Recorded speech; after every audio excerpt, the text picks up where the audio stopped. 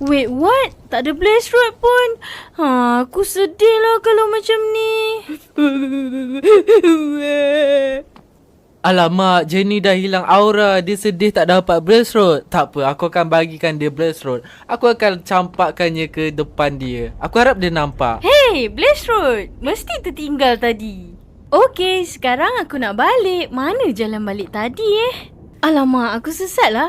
Aku sesat. Aku sesat. Macam mana ni? Oh my god, sekarang ni Jenny sesat pula. Aku harus bantu dia. Aku akan berubah menjadi Orkalelo Orkala. Orkalelo Orkala, kamu kembali. Kamu kembali kat saat genting macam ni. Oh, kamu nak tunjuk aku jalan balik ke? Okey, aku akan ikut kamu, Orkalelo. Oh yes, aku berjaya buatkan Jenny ikut aku. Kamu adalah mob yang sangat terbaik, Orkalelo.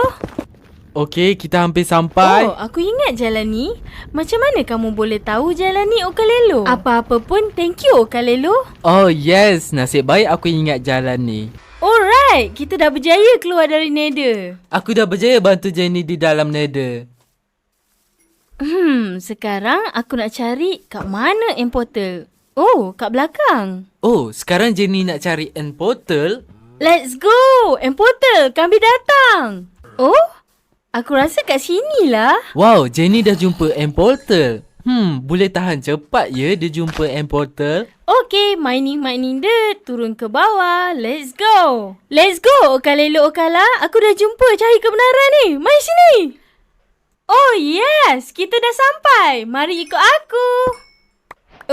Nice. Goodbye. Jom. Oh yes, Jenny sangat semangat untuk kalahkan dragon.